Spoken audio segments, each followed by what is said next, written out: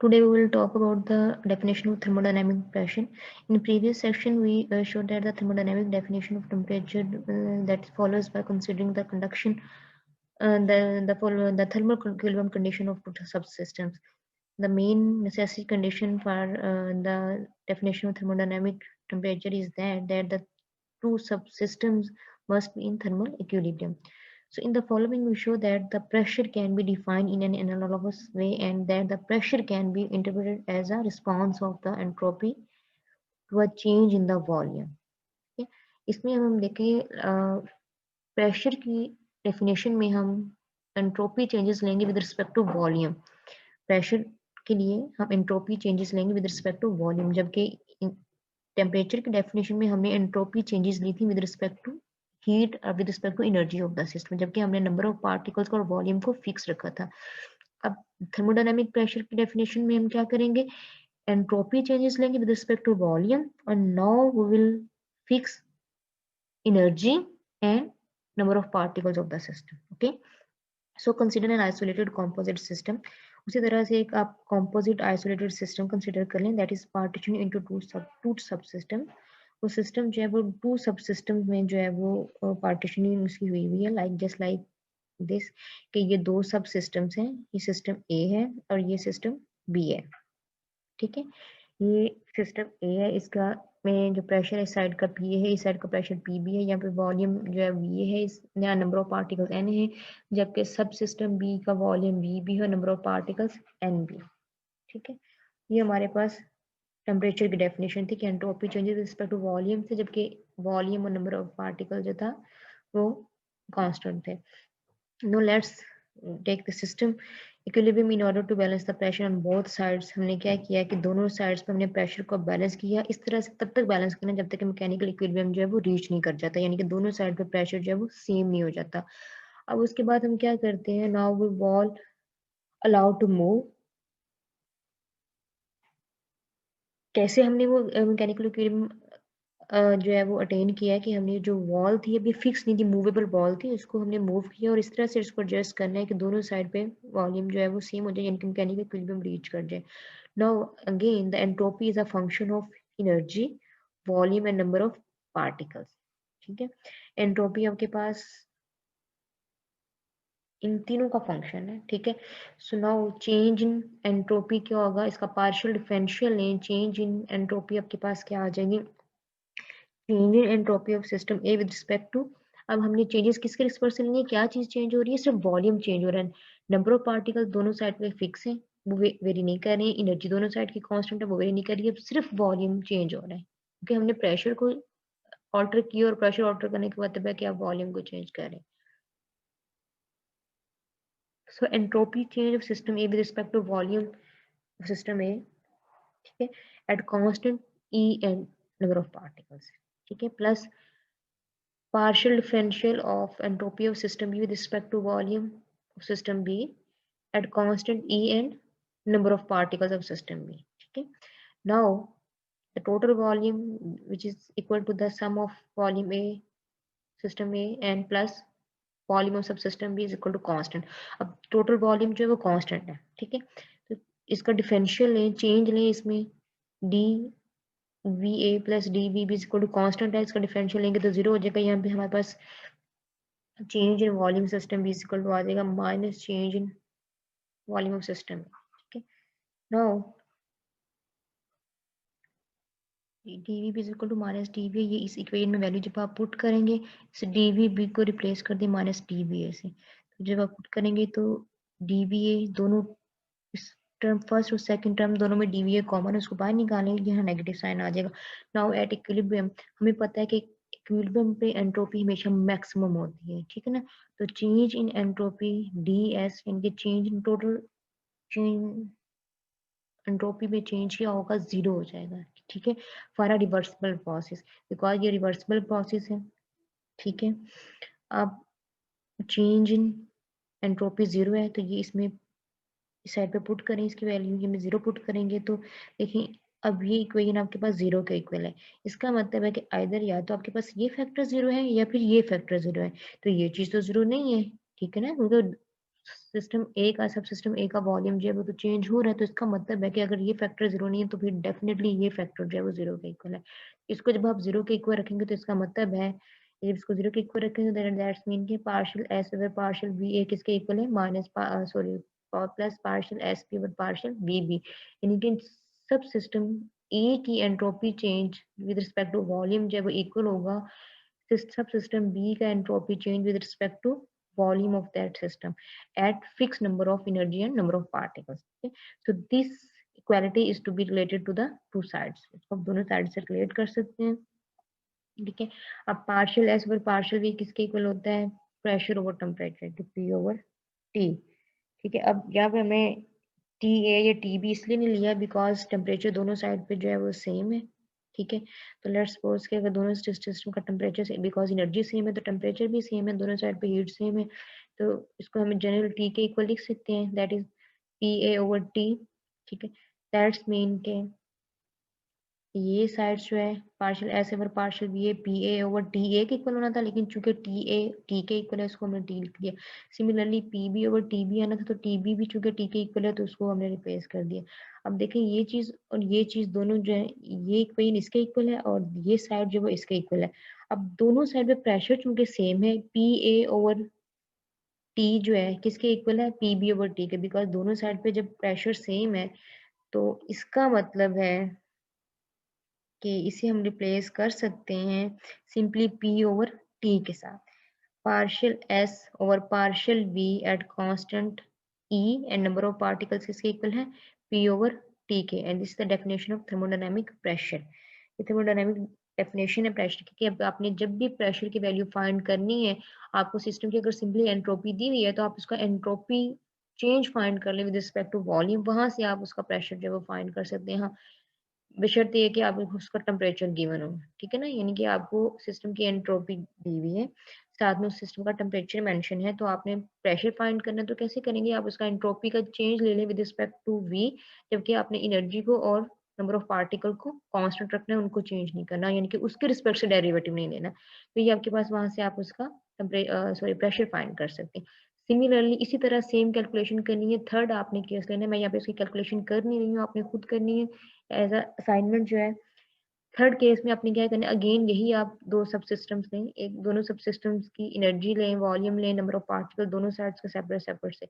अब इस दफा आपने क्या करना है, उसकी एनर्जी और वॉल्यूम फिक्स रखने हैं, जबकि नंबर ऑफ पार्टिकल्स को वेरी करना है। कैसे वेरी करेंगे कि उन दोनों सब सिस्टम्स के दरमियान में ये जो वॉल है, ये जो पार्टीशन है, ठीक है ना, ये जो वॉल है दोनों सब सिस्टम के बीच में, इस वॉल में आप डिफ्यूजन करवा दें, ठीक है ना, यहाँ पे लाइक कोई होल क्रिएट कर दें, डिफ्यूजन करवा दें कि एक साइड से पार्टिकल्स को आप अलाउ कर दें वो दूसरी साइड्स पे चले जाएं, ठीक है, इनके नंबर ऑफ पार्टिकल जो है वो मूव करें, शिफ्ट करें दोनों साइड्स के दरमियान में, और तब तक अब ये जो है डिफ्यूजन होती रहे जब तक कि केमिकल इक्विलिब्रियम दोनों में रीच नहीं कर जाता, यानी कि दोनों साइड्स पे नंबर ऑफ पार्टिकल सेम नहीं हो जाते, एन ए जो है वो एन बी के इक्वल नहीं आ जाता, ठीक है।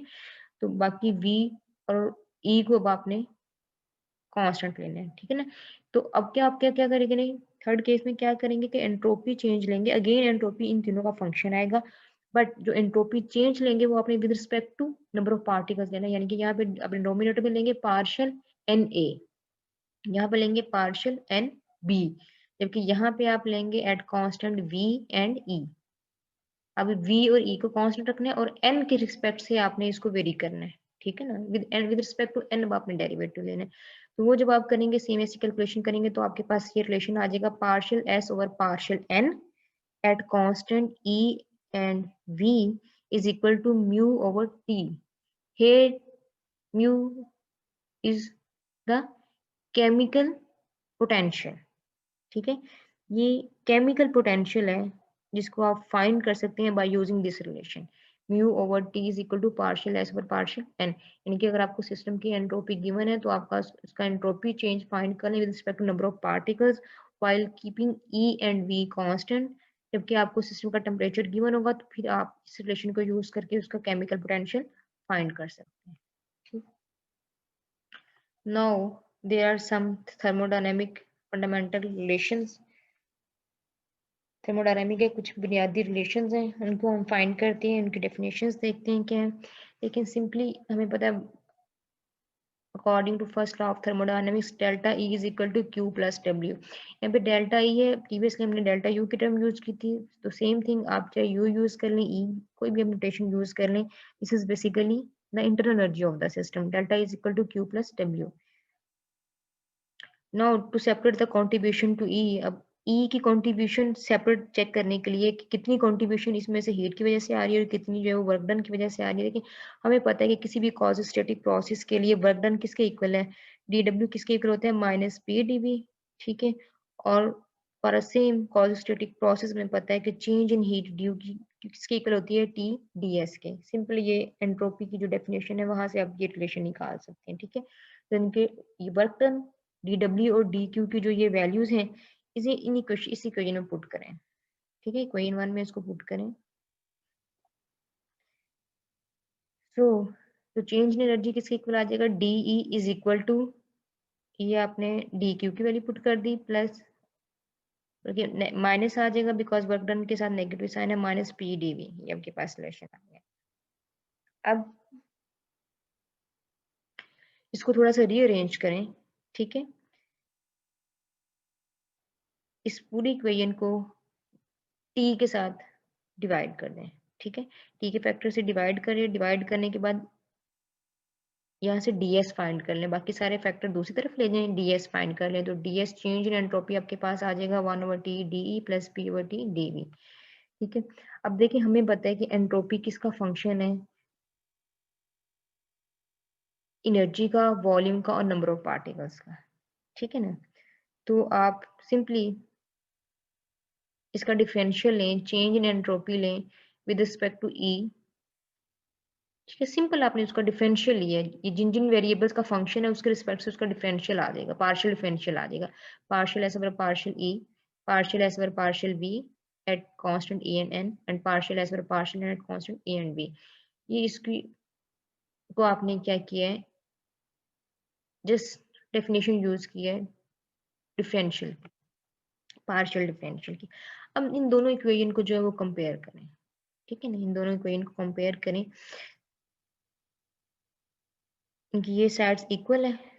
ठीक है, लेफ्ट हैंड साइड इक्वल है, तो इसका मतलब है राइट हैंड साइड को हम कंपेयर कर सकते हैं। देखिए फर्स्ट टर्म को कंपेयर करें फर्स्ट टर्म के साथ, ये डी ई इसके साथ ये जो फैक्टर है 1/t का, ये किसके इक्वल आएगा, पार्शियल एस ओवर पार्शियल ई के। ठीक है, तो पार्शियल एस ओवर पार्शियल ई, इसको यूं देख लें या आप इसको दो वे हैं इसको करने के, यानी कि आप डायरेक्ट वैल्यू भी पुट कर सकते हैं। देखिए इसी इक्वेशन में पुट करें, D S is equal to, अभी हमने पीछे डेफिनेशंस पढ़ी हैं, partial S over partial E according to the thermodynamic definition of temperature, ये किसके इक्वल है, partial S over partial E 1/t के इक्वल होता है, तो ये 1/t आ जाएगा, plus partial S over partial V किसके इक्वल होता है, p/t के, ये आपने p/t पुट कर दिया, और partial S over partial N किसके इक्वल होता है, अभी हमने पीछे देखे माइनस म्यू ओवर टी के, तो minus mu over T put कर दें। ठीक है ना, एक ये आपके पास इक्वेशन आ गई है, दो इक्वेशन आ गई है। अब इसको रीअरेंज कर लें। ठीक है, तो रीअरेंज करने टी कॉमन है। ठीक है, तो इस टी को आप इधर ले जाएं, टी डी ऐसा हो जाएगा, यानी कि आप दोनों तरफ टी खुद से मल्टीप्लाई कर दें इस इक्वेशन को, तो मल्टीप्लाई करने के बाद इसको थोड़ा सा रीअरेंज करें। ठीक है, इस ये दोनों टर्म जो वो इधर ले जाएं, यहाँ सिर्फ डी का फैक्टर रहने दें, तो D is equal to T D S minus P D V plus mu D N. This is the fundamental thermodynamic relation, that is again basically the first law of thermodynamics. अब इसमें एक क्या आपने की है, एक टर्म एडिशन आ रही है। ठीक है ना, ये एक एडिशनल टर्म है, ये बेसिकली कॉम्बिनेशन है फर्स्ट और सेकंड लॉ ऑफ थर्मोडायनेमिक्स का। ये पार्ट जो था, इतना पार्ट जो था टीडीएस माइनस पीडीवी, ये फर्स्ट लॉ ऑफ थर्मोडायनेमिक्स था, प्लस ये अब आपने जो फैक्टर उसमें ऐड किया है, ये बेसिकली आपने सेकंड लॉ को कंबाइन कर दिया फर्स्ट लॉ के साथ। ठीक है ना, तो TDS minus PDV plus mu DN, ये वो फैक्टर जो केमिकल वर्क डन की वजह से, यानी कि ये वो कॉन्ट्रीब्यूशन है जो केमिकल वर्क डन की वजह से आ रही है, तो ये combined first and second law of thermodynamic की फॉर्म है, this is the basic fundamental thermodynamic relation. ठीक है, इसी तरह के कुछ और इक्वेशन है, रिलेशन है, थर्मोडायनामिक क्वांटिटीज हैं जिनको आप फाइंड कर सकते हैं। ठीक है, यहाँ पे हमने क्या किया था, सेम उसी तरह से जैसे यहाँ पे हमने एंट्रोपी फंक्शन लिया था, ई वी और एन का, उसका पार्शियल डिफरेंशियल लिया था। अब आप क्या करें, एनर्जी को फंक्शन ले लें, ई को ले लें। अब हम कहते हैं कि ई जो है एनर्जी जो है वो फंक्शन है एंट्रोपी का, वॉल्यूम का, नंबर ऑफ पार्टिकल्स, और उसका डिफरेंशियल लें। ठीक है ना। ई फंक्शन है एस का, वी और एन का, तो उसका पार्शियल डिफरेंशियल ले लें। क्या आ जाएगा, partial E over partial S, जबकि वी और एन कांस्टेंट है। Partial E over partial V जब लेंगे तो एस और एन कांस्टेंट होंगे। Partial E over partial N लेंगे तो एस और वी कांस्टेंट होंगे। अब यहाँ पे ई फंक्शन था एस का, वी का और एन का, तो उसके रिस्पेक्ट से आपने उसका पार्शियल डिफरेंशियल ले लिया। ठीक है।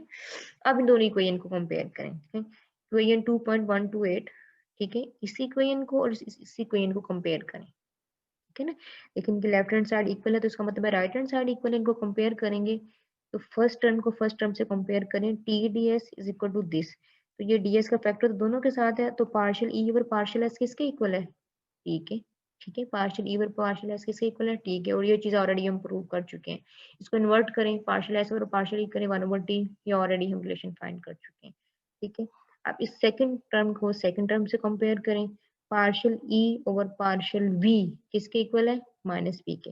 Partial E over partial V किसके इक्वल है, माइनस पी के। वही अगेन अभी हमने जो डेफिनेशन देखी थी थर्मोडायनेमिक प्रेशर की। थर्ड टर्म को कंपेयर करें, partial E over partial N किसके इक्वल है, mu is equal to partial E over partial N. ये आपके पास थर्मोडायनेमिक केमिकल पोटेंशियल की डेफिनेशन आ गई। ठीक है, थर्मोडायनेमिक पोटेंशियल। तो ये बेसिक रिलेशंस हैं। ठीक है, आप मेमोराइज भी कर सकते हैं। अगर आप इनमें से कोई फॉरगेट हो जाए तो आप सिंपली इस क्वेश्चन से दोबारा इसको फाइंड कर सकते हैं। ठीक है, तो ये मेन रिलेशन है जिनको आपने याद रखने हैं। अगर आपने टेम्परेचर, प्रेशर या केमिकल पोटेंशियल फाइंड करना है तो आप सिंपली उनकी डेफिनेशन से ये वैल्यू फाइंड कर सकते हैं। Now the next is the entropy of an ideal classic gas.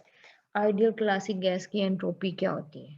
ठीक है, देखिए आइडियल गैस एन मोल, सपोज हमने कोई आइडियल एन मोल जो है वो गैस ले ली। ठीक है, और we can find the entropy of an ideal classical gas as a function of various combination. ठीक है, उसको फाइंड कर सकते हैं लाइक सपोज कि वो जो एंट्रोपी है उसकी वो एनर्जी का, टेम्परेचर का, प्रेशर का या वॉल्यूम का, किसी चीज का भी फंक्शन है। लेट्स सपोज कि एन हमारे पास जो है फिक्स नंबर ऑफ पार्टिकल्स को वेरी नहीं कर रहे हैं। ठीक है, तो सिंपली अब देखिए एंट्रोपी की डेफिनेशन क्या है, डी एस किसके इक्वल है, partial S is equal to, ये वैल्यू आप पुट करें 3/2 N K T D E over E, यानी कि आपने सिंपली 1/t की वैल्यू डी एस आपके पास आना था टी डी एस।